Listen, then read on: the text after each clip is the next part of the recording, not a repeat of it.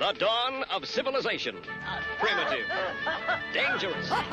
Exciting. The handwriting is on the wall. If the human race is ever going to amount to anything, it needs the most civilized caveman I have ever seen. Look who's come out of his cave. Hey everyone, thank you for tuning in. This is James from Cave Dweller Music. I am joined by my co-host Yari today, or you may know him as Dr. Yazman. Brendan is not available, so we've got someone special to host. We have a dual episode today, two guests. We actually have Aku No Heavy and Nxxses. Those are nicknames, but you've probably seen their works on the Cave Dweller side for quite a while now. Especially Nxxses has been a friend of the site for about 3 years, so it's great to have him on the show finally. Welcome and thanks for coming on. Hell yeah, thank you for having me. Nxxses! Great to have you. Yeah. Thanks. Yeah. Before we get into anything, I just want to say thank you for the support that you've given Cave Dweller. You've always been a big backer, and you've really helped us grow over the years, just with little things like sharing and promoting. So we appreciate it. Shoot, absolutely, dude. Likewise. I mean, y'all have seen the progress that I've made from, like you said, 3 years ago, and you've stuck with me through the entire thing. So, it's the feeling's definitely mutual. Yeah, I've been one of those names that keeps popping back up over and over again. And with this EP, you'll have some hell of a quality release. Oh, she's been popping too. I think tomorrow she's hitting 25K, which is gonna be super sweet. So yeah, it's I listened to it, and you Nxxses have been with us like James said for a couple of years, and it's certainly been. I mean, you've come a long way, I guess, in a way, like you said, but like I feel like your stuff has been always a pleasure to listen to. Yeah, I appreciate that. There's definitely some of the older stuff that I can definitely imagine how nobody would be able to bear listening to it, but it probably feels that way, but so it probably feels that way sometimes. But I think we're often more critical of ourselves than like our viewers and listeners are. Oh, 100%. I'm super OCD, and I am my own worst critic. So I definitely agree with you on that. And I wouldn't say that your music's like evolved necessarily, but it's kind of refined. Like you've kept bits and pieces that you like and taken out the stuff that you haven't to make something that you're happy with along the way. I can agree with that. Definitely, at least, like you said, taking the bits and pieces and at least perfected those while adding a little, sprinkle in here or there. Yeah, I mean, if you're an artist that kind of plays with different styles and sounds like you are, you're going to have trial and error, and not everything is going to work, and other things are. So I think you figured it out over the years. Especially when you're in a space like that's a little experimental, like trap metal can be. So, oh yeah, and trap metal is such a fluidly defined genre. It is. You can do anything with it. Yeah, it's one of those really exciting developments in hip hop. I find, and electronic, like Witch House and stuff. They use this heavy trap elements. It's great. I love it. Mm-hmm. Yeah, I gotta start listening to more of that. The more electronic I keep hearing, bringing in trap metal. Like I talked to Yari about that new Kamiata single. The more I hear it, the more I'm like, man, I need to do this. It's really good. I love that song. You should. My only complaint is that it's way too short. It needs to repeat like 5 times over. Yeah, that's the thing I often find about that's just the thing with hip hop, isn't it? Like, I think most rappers are pretty reluctant to release a long track, especially like even more so nowadays. You go back and you would get like Eric B and Rakim dropping these like 6-minute songs, but like hardly ever nowadays. Shoot, I was just listening to what was it called? Still Fly, and that track's like 6.5, and it's like, dang, the song is good, but it's not over yet. And a lot of the thing is also obviously because of like attention span. So I'm about to say TikTok is attention span, bro. Like 2 minutes is like the longest anybody can engage for nowadays because of like internet culture. You know what I'm saying? Yeah. No, that's true. Yeah, I mean, without TikTok, our Cave Dweller TikTok, I see the numbers, and like I'm not gonna go into that too much here, but like most people, like when they view one of your videos, you'll know if you're running Reels and TikTok. Like most viewers are viewing for a matter of seconds, and it's not even minutes. Swiping through it. Yep. I saw a study a little bit ago that said that the average attention span for people, I think it was born after the year 2000, is like 17 seconds. That's completely believable. Yeah. Wow. Yeah, it's pretty shocking. I hate my generation, dude. Internet culture, man. Internet culture. That's all there is to it. It's so toxic. Though to be fair to us, if you go back and you look at like the older eras of media, and you look at the way people would consume like TV or radio, there's so much of people like flipping through channels, and like the old channel surfing concept, like we're still doing it now. It's not as it different. Is an inside joke in my family when we go on vacation that we're all sharing like a hotel room and watching TV. If my grandpa has the remote, you cannot watch anything. That man is born to channel surf. Exactly. He will not stay on something for more than 2 seconds, and it's like, oh, I was enjoying that. Boom, next channel, and you're like, dude. Yeah, like old people were doing it too. Yeah, those old heads for real though. They're like, I'm paying for 150 channels. God damn it, we're gonna watch 150 shows. Exactly. Yeah. That's the other thing. It's like whenever you watch something with like someone over the age of 60 who has like direct TV or cable or whatever you want to call it, like you'll be sitting down saying, what do you guys want to watch? And everyone will make suggestions that they want to watch on a streaming service where you can literally just go watch it. And the person who has the remote will be like, no, I'm going to flip through the channels and see what's showing. Like, why? Everyone knows what they want to watch. They're like, no, there's something good on. Like, it's just put on a streaming even service. Shows that he flips on in the hotels, and even shows that he flips on in there that he likes, and we know he likes. He's just like, next show. And you're like, dog, I was watching that. We're all guilty, man. You were watching that. You play something and you're like, I mean, come on, man. You spend more time scrolling through Netflix than you do actually watching Netflix. That's just facts. I feel like, come on. True, yeah, that's it's very true. And then you decide on something you've watched 1,000 times anyways. Dude, that's me with music, honestly. Yeah. I think with Cave Dweller, we listen to, James can attest to this. We listen to so much different stuff on a daily basis. Just different stuff that we want to, stuff that we like, and we tend to pretty much exclusively cover stuff that we like.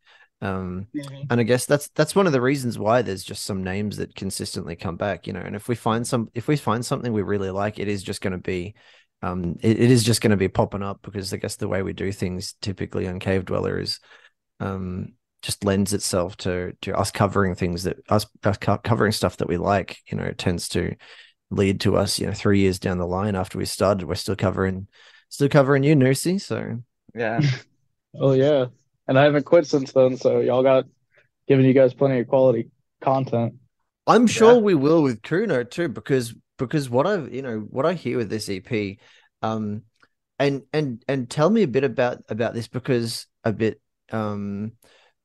about the creative process involved in making Carolina Killstreak, because I hear that that you told me that that Kuno was like a huge part of this project. Both of you talk about that a bit. Like this oh yeah, is like a very Kuno forward sort of project. Kuno basically provided the entire the housing, the shelter / whatever we don't call it, and the entire studio and the time to do so. So obviously without him, Carolina Killstreak would not be Carolina Killstreak. But while I handled a lot of the marketing and pulling the strings on that, he literally provided what was quintessential to even create the project in the first place. So that was all backbone on him for sure. Kuno, could you talk a bit about? Do you want to talk a bit about the creative sort of process in this EP? Yeah, absolutely, man. Like Nxxses said, he had hit me up like a few months in advance and was like, we had talked about doing an EP together, like collab, and doing this thing. We actually tried to do like as 50-50 as we could on the whole 5 songs across the board. Like maybe one song he did the hook, in the next song I did the hook, and we both did a verse. You know what I'm saying? We really tried to make it even across the board, so it was a collab. A definitive collaboration. Yeah, exactly. But he insisted that I do not listen and write before he gets here. which I like. We've all talked about we're our own worst enemies as artists. So when I write shit, it goes through the ringer like 5 or 6 times before I'm really content with it. So Yeah. Nxxses showed up and he was like, we're pretty much trying to, using the word freestyle is not the right word, but we're pretty much writing on the spot and recording as we write. So that was On very impulse. for me, but it was fucking it was dope, man. It turned out really good. I'm happy with the end result and the hype of it. So I got no regrets on that end. There were definitely lines that one of us came up with that the other's like, yeah, no, we're not doing that. But Not too many. Not too many. Come on now. We didn't have to put our foot down too much. Like it was pretty in terms of having 2 people who were supposed to have even input on something, it was a pretty easygoing project. Having 2 vocalists, right. I mean, egos are involved, like front man, period. Like it's an ego thing, like you gotta be you gotta bring the beef, you gotta represent yourself. So I mean, having somebody who's just like, we're not like dick measuring for fucking, so what was it, 6 or 7 days, Nxxses? Like you stayed here? It Like, was a week, yeah. Yeah, we weren't like, it wasn't like, oh, I gotta get my piece in, or I gotta shine against this dude. It was really just like we were just feeding off each other's vibes for a week, and I probably took 3 days to really get comfortable with each other, to be honest with you. So we spent 5 of it recording, and then the first 2 days just like kind of like just getting a handle on each other's like in person, like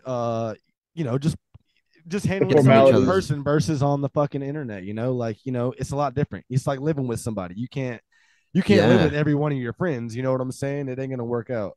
Get into that space where you all can just vibe off each other.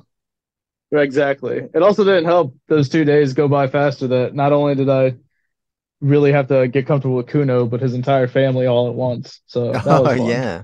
Big family then. Yeah, a little bit. No, they're all dope. I love all of them.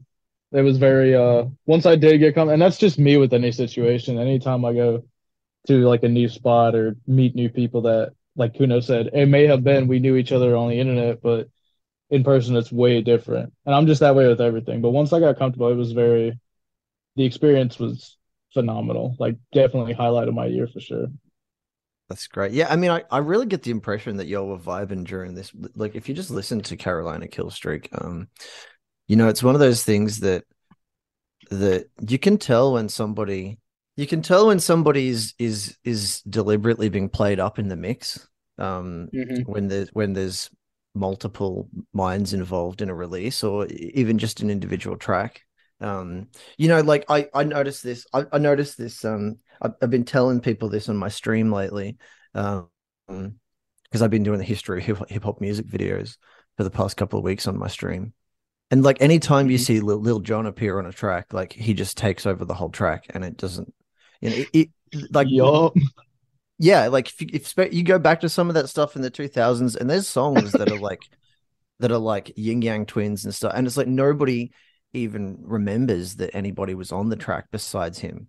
I mean, he carries the track, that's for sure. Yeah, I mean, but like John, dude. You'll do features and somebody obviously doesn't care about the project. That's the worst thing ever. When you work with somebody and they really just don't care about the end result. I cannot stand working with people like that. Like it's like, why do you say yes? Just say no. Like exactly, man. Yeah. If it's just a fucking share for you, like I'd rather just find somebody who cares like 100% through and through for the project rather than. Especially because they're gonna bring good bars if they actually care. They're not gonna just pull out their back pocket, which has stuff they wrote like 5 years ago, and just like drop something. You can tell when somebody does that on a feature. Like, but at least to me with Carolina Killstreak, it feels like it's really integrated between the two of you. You both shine, and I think it's done really well. It's a really good collab. Like Kuno mentioned, I mean, it was very spontaneous, and that was something a little bit stressful for both of us, but not a whole lot. But I told him, and I knew it was going to happen that way. When we were both in the same space, to be able to bounce everything off of each other and to brainstorm like together collectively, I mean, yeah, I feel like it flowed very smoothly. The main thing of it was the we were just having fun with it. So Yeah. there's a couple goofy things in there. Kuno's in the back, going woo or whatever. Yeah. Man, this Just motherfucker talking we about were just Bobby Shmurda. yeah, so yeah, the outro of it essentially. Yeah, the main thing was just to have fun. So we were like, yo, we were able to bounce things off of each other very well. It was very smooth. So I enjoyed the process. It was very fun. Can you talk about some of the collabs some of the other features that you've got on here with like Joey Mortal and Black Will, and can you all talk about the collabs a bit, the features I should say? So I can tell you one thing, I have never collabed with any of them before, but I had been meaning to. And so back when the album was in its like conception, and actually I had the beats made, tailor made for the people that were on there. That's sick. Save Joey Mortal. Yeah, DREADEAD did a really great job on it. He was an amazing producer. We got, I think, his last 5 beats before he retired, which was Shout out Carolina Killstreak. Dreaded. Yeah, big shout out to him. Phenomenal producer. But I had Legion tailor made to have Blackwell and Shitani on it for sure because I know I wanted them on something. I know we want to have some kind of cipher thing made. And I definitely do have work with Blackwell coming soon. Kuno does as well, Awesome. actually. And Shitani, Shitani not so much in the near future, but he and I probably bound to work together again someday. And then me and Joey we had concepts for a collab EP way back at like the start of 2023, but that's yet to come to fruition. But we are probably going to do something again in the future. Originally, that'd be fantastic. Yeah. Well, he's worked with Michael Riccardi a lot, who's another good friend of mine. And I mean, he's a very talented artist. He evolves with every release too, and he definitely brought his A game. Funny enough though. He was a great feature. That Phantasm is a good track. It's funny you say that too, because the beat was also he was a last resort to get to jump on there. Actually, the beat was tailor made for another artist to be on it, but stuff came up with that other artist. Life came up, but also just a lot of delays. And so eventually I reached out to Joey on like I said, like a last resort type thing. It was like, yo, I know he works very quickly. I know he works very well. He's very efficient as an artist and as like a colleague within the music scene. So he was the first guy that I hit up and I was like, yo, can you give me a verse within a week? He was like, I got you. And he sent that and that's what Phantasm is today. So mad love to Joey for that. He really pulled through for us. Joey Mortal. Love that. Yes, sir. Also, I have to say that the album art would make a killer tattoo. Yeah, you're right. I might need to get that now. Kuno, you might need to get that now. Oh yeah. Yo, that album art, Megan. So it was Megan Mushi and you, Nusi, that did that, right? Like there was some sort of collaboration on that art, right?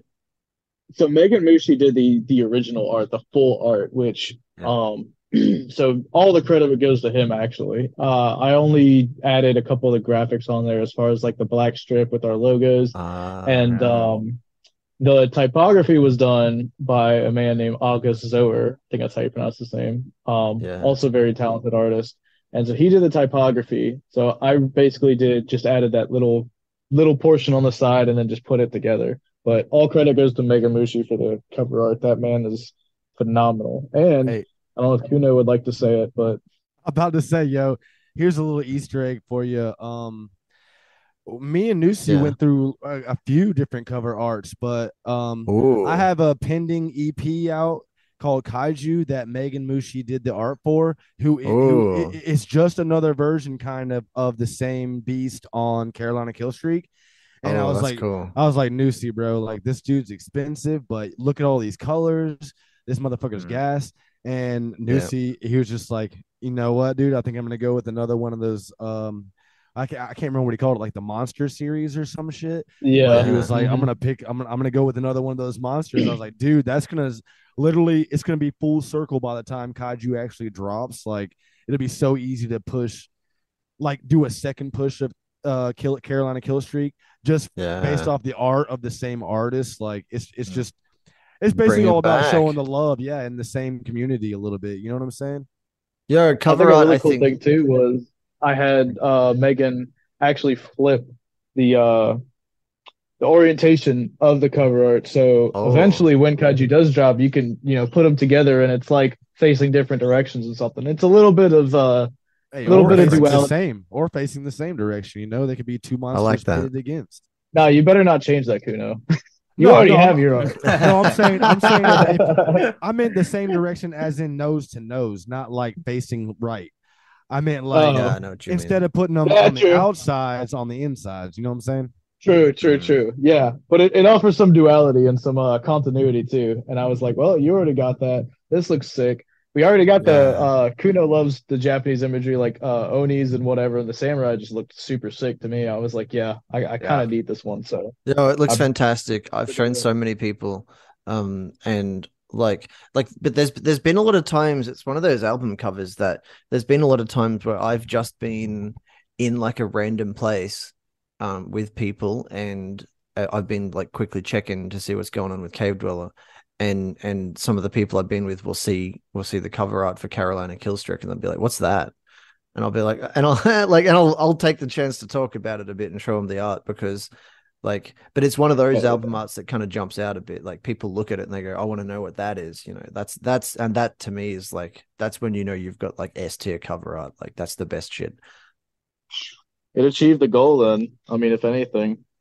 Yeah. That's what we tried to do with both of that, with that and the original Kill Streak art that Gaza did. Shout out Gaza. He also did most of the merch mock up and design and whatnot for Carolina Kill Streak. But yeah, that's what we tried to do was something that really like just popped out and was fresh, new, really caught somebody's eye and was like, regardless of what genre this is, I need to give it a listen, you know.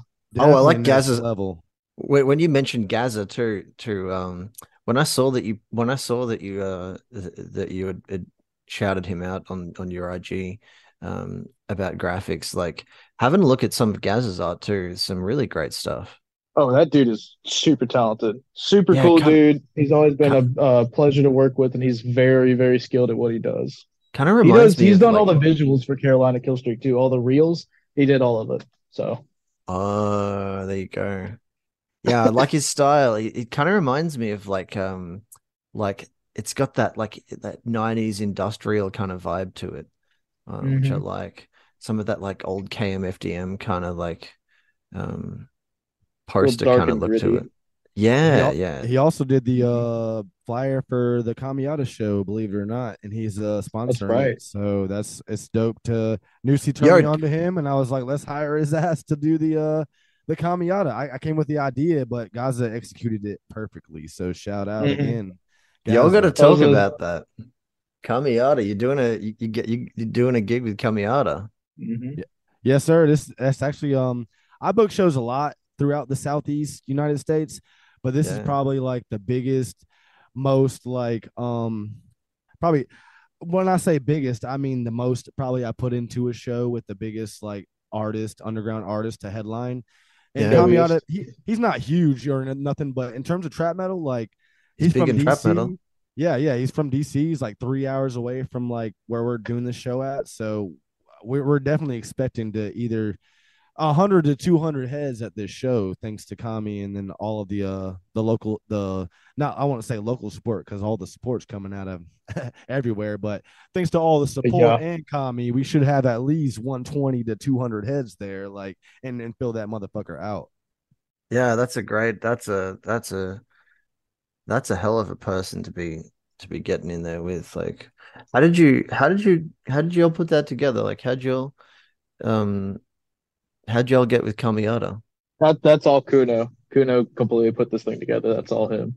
Yeah, I like I said, man, I book a lot of shows. A lot of times it's local stuff. I do like Yeah, probably two little short tours a year for like me and my homeboys. Like I don't know if you ever heard some of my songs with Exo Mariano or somebody, but Nusi actually he tagged along for the last tour and performed it every day on the Diamonds and Death hmm Wishes tour. But I was just like, man, before the end of the year, we got to do one thing that's like bigger than usual. Not yeah, just the same old. We gotta elevate, and that's the whole key of everything. Everything you want to do, you want to elevate. You don't want your new song to be worse than your last song. I don't want this show to be worse than you know the last show. So we always The want Myrtle to, Beach. I got man. That ain't even fair, bro. That ain't even fair. No, we had every tour, man. There's a one bad day, like Yeah, that's bound to happen. We're playing a lot of cities that we never even been into before, much less like try to play a show in. So we did Myrtle Beach, and it was cool, man. Shout out Gator Tales. They put us on, but it just It was an wasn't experience. that was the bottom of the shows. That's all I'm gonna say. Like I'm not gonna talk no hate or nothing, but that Metal was Beach didn't go down well. exactly that. Hey, that it was was definitely. Go ahead, Nusi. I was just gonna say that was my first live performance, so it was definitely an experience at least. Yo, Whether you want to say that as negative or positive, it was an experience. No, period though. That's a good way to start. Like we did 2 bigger shows right after that. You know what I'm saying? So Right, everything else starting only there went and up being from like there. just like getting a little comfort level in because it was your first live performance. Like that really set the tone for the next 2 shows. You know what I'm saying? Like it all helps. Mm-hmm. It's all experience, baby. Yes, sir. You'll keep putting out stuff like Carolina Killstreak, like, I'm sure you'll be getting up there. Like, it's, you'll be on a trajectory to do real well with this stuff that's been coming out, I think. So it's cool to see. So. It's cool to see. It's cool to see you're getting in there with Kamiata, though. Is there anybody like? What's the chances of like a collaboration there one day? Maybe you'll think that could Between happen? us and Kamiata? Yeah. I definitely have to. I'm gonna check with him and just peep what his prices are. Actually, I already know his prices. It's 200 a one piece, of my, ain't it? I think it was. It's either 200 or I think Red Dot paid 300. I reached out to Red Dot, who recently had him on one, and I can't remember if I guessed like 250, 275, or like 300. I think I guessed 300. And I was like, I just reached out to him because I was just curious. Because Shitani, who's on Legion, I was like, yo, why don't you have Kami have a song yet? You guys sound so similar. And then I was like, with this show, I might want to get Kami on something if it's worth it. Like we were talking about people that don't really put effort into promo or whatever for the stuff. But doing a show with the guy, I kind of have to at that point, Vocal style, yeah, I can definitely see the, your vocals on some of your tracks before Nusi, like, it definitely brings out the metal side of trap metal. Kamiata does that too. Right. So doing the show with him, we kind of have to do something with him eventually just to ride off of that, but. I don't know, 300 for me, like for a feature. It really depends. Promo is the biggest thing with me for features. So if I get a big name, but they don't promo it for anything, like I've got Exercise Gods on a track, which is a big slamming deathcore band. They don't even acknowledge its existence. So the promo is a big thing for me. I'm not going to spend that much money if it don't seem worth it to me. However, I do want to check out with the guy and just see what's up with him and see if he'd be down at some point in the future for sure. Are you going to work with Aragoth again? Oh, certainly. I think, oh yeah, I think 1 or 2 songs off of my upcoming full length have Aragoth beats. At least one of them do. Sick. I think it's 2, but yeah, definitely gonna work with Aragoth again on something because he's only gotten better since then too. And Into the Depths has been one of my favorite songs to make. So yeah, it's been one of my favorite tracks of yours. So I'll be excited to hear more with Aragoth from you.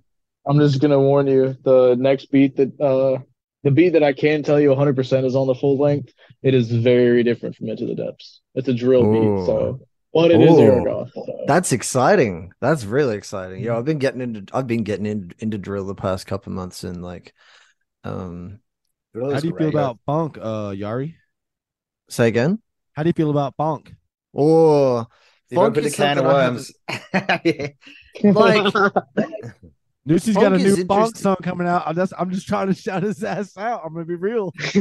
No, I'm interested in that. That's something that I've only heard a little bit of, and it's something that it's something that I feel it's one of those genres that has started to get big recently, and I feel that I need to start paying more attention to it because it is a big deal at the moment, and so I haven't really I haven't, I haven't listened to much of it besides some of the there's a few popular tracks at the moment, but aside from the couple of popular ones, you hear that Chord Hell one, Murder in My Mind. There's a couple of Chord Hell ones out there, Henson and Dark. Like there's a few. Like I haven't aside from those, I haven't really, I'm sure I mean, if it's coming from either of you though, I'm sure it'll be good. Like y'all's beat selection, like Newsy about to bring the heat. Stop playing.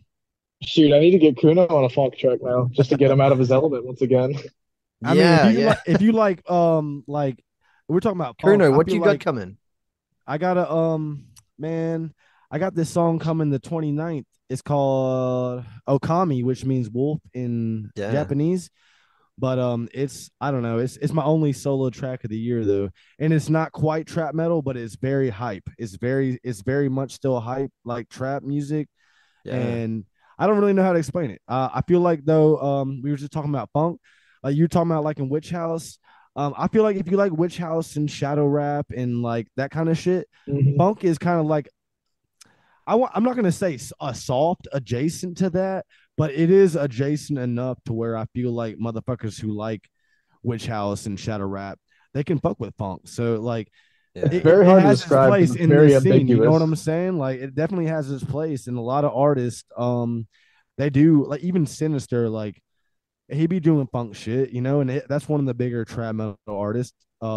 So it's definitely has its place in this scene for sure. So I'm excited to hear the whole thing between what Newsy is you, Michael Riccardi, and fucking Love Pain Hate Pain, right? Yes, sir. I already did a funk track with Love Pain Hate Pain back in May, but this one, funny enough, this one we've had done since like February. The producer was a big issue with it, but my boy David, who also engineered the entirety of Carolina Killstreak, got us within like a week. Shout out David Warnoff. That man is a legend. He's doing Okami too, actually. So Newsy turned me on to David. So he's actually producing the vocals for the new track of mine, the only solo track this year, which that's like I said, I'm aiming for 8 days from now. But Newsy, so that's a good producer too. He's affordable and he's fucking solid as fuck for like what he does. So thanks Newsy. You turned me on to his ass and he's taking care of me now. Very awesome, dude. He's handling everything for my upcoming full length too. David is a goat for sure. Just real quick with Newsy, you mentioned you want to get more into Witch House. You should check out our label friends, Blasphemy Records. They're definitely one of the best like tastemaker labels for Witch House. Shoot, I'm gonna have to check that out for sure. I'm so backed on like all of that. They're called Blasphemy with a V. So Blasphemy. Okay. Yeah. Gotcha. Give them a listen. I think you guys will dig a lot of their stuff. I'll definitely have to check them out for sure. I'm always down to new styles of music and whatnot. Although I get stuck on the same album for like a month at a time too, so that's my struggle. Yeah, I do that all the time. I've been hooked on like the entire 3 Days Grace discography up until like Human for the past week. There's been nothing but 3 Days Grace, so. I loved them when I was 13. They were like one of the first hard rock bands I really got obsessed with. They have stuck with me since I was 13 as well, or since I was like probably 11. Yeah, they've been all the way up to, like I said, Human. Every album after that is mid as could be, but up to Human, so good. I don't think they have a single misc in their discography up until then. Is that when they changed vocalist? Yeah, Human was the first album with the new vocalist Matt from My Darkest Days, which is crazy because My Darkest Days is the same sentiment about the new guy. Like just do your own shit. Stop trying to copy the OG vocalist. You know what I'm saying? Like he's trying to emulate him. Was such a good band too, and he was really good in it. Human was a really good album, but everything past that, it seems like Outsider has a couple bangers, and then they dropped So-Called Life before their new album Explosions, and So-Called Life was phenomenal. Everything else that dropped with that album though, not that good. I'm telling you said that. Very much not 3 Days Grace. If you were both stranded on a desert island and you had nothing but a solar-powered Discman and you could each bring 3 CDs to listen to until you got rescued, what would you want to have with you? You go first because I got them already. 3 fucking 3 Days Grace CDs, obviously. Yeah. I would 100%. I'm just playing, man. Yeah, you say you want me to go first, Nusi? Yeah, you go first. I gotta think about this. Man, if we're talking about albums just period all around, I'm gonna have to go with Frail Words Collapse by As I Lay Dying. Mhm. Mm, Bless the Martyr and Kiss the Child by Norma Jean. Okay. mm. And then I think I'm gonna go for fuck. Something from the Morgue, Carolina Volume Killstreak. 3 by City Morgue. What's the third volume? Does anybody know? I have no idea, dude. I Tales fell from the off of them years Morgue. ago. It's something like that, but that's my favorite City Morgue album, which I feel like people compare our EP to just because it's two vocalists like on a different wave of each other. Like It's Bottom of the Barrel. Is that the one? Volume 3, Bottom of the actually, Barrel. I think you're fucking right. Bottom of the barrel. It's got the fetus on the cover and the Yeah, fucking in the jars. yes. I love Yeah. that one. I'll pick that one just because like it fits to our style, and I feel like people compare when there's two people on an EP like me and Nusi, and it's literally like 50-50. I feel like people their minds jump. Oh, the only group I can think of is City Morgue, you know. So Or and Suicide Boys. I fucking love City Morgue. I'd rather be compared to City Morgue than Suicide. I ain't gonna lie. Suicide's True. bigger, but I'd rather be compared to City City Morgue. Morgue ain't bad. I like City Nah. Morgue. I fuck with City Morgue heavy. Like Their and what's first album, when crazy- I heard it, I was like, this is crazy. man, Hell or don't High get me Water? started on the new album now. Like, let's not talk about that. All right. It's gonna be another 10 minutes. All right. That shit is so like 50-50. Like half the production is so ass, but I feel like they were just fulfilling a contract. So there's no love in it. And I literally just spoke on this to my producer, Satan, my old producer, and Caligula's Wrath, who is my boy.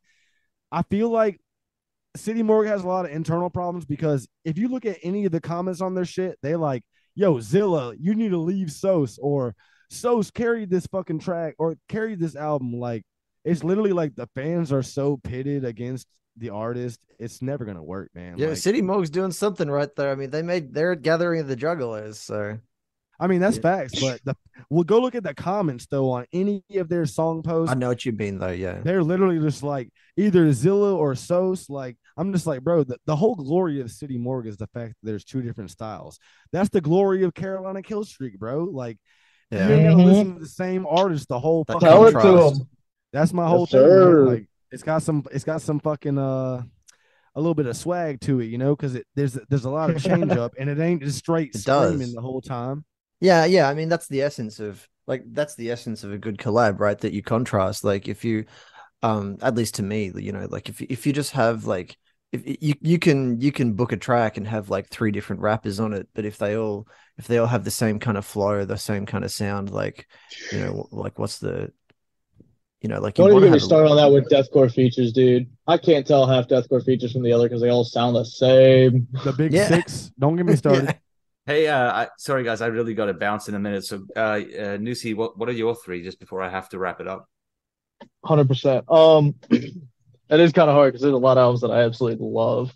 I think definitely one of the 3 Days Grace albums. Probably, it's hard to tell between Life Starts Now and Transit of Venus. So give or take one of whichever that. Probably Life Starts Now. For the other two, probably, I don't know, man. I've loved Pain Remains by Lorna Shore too. I think I would put Pain Remains up there. And then another one, I think the third one would either be one of my recent favorites would be either what is it? Slow Bloom by the Home Team, or what is the one by Bad Omens? The Death of Peace of Mind by Bad Omens. Or if you want to throw another one in there, Hell Finds You Everywhere by Thousand Below. There's so many that I listen to that I can't choose between, but be Good one of selection. those three. And then I just wanted to say, obviously, thanks for coming on the show. Really appreciate it. We'd love to have you back on when that's cool with you guys. Yeah, that'd be great. I'd totally be down for that. I would love that. 1000% in. Awesome. Yeah. And then for anyone listening at home, make sure you give them a follow on Instagram, Facebook, anywhere that you can find social media stuff. And make sure to check out the new music and keep track of all their new singles. You can find those spread out across any major streaming platform. I think you guys are both on Spotify primarily, right? Yes, sir. Yep, I have everything though. Pretty You have much. everything?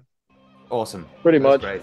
Great. And then anyone who's listening at home, thank you so much for tuning in. Come back next time and we will have another guest for you.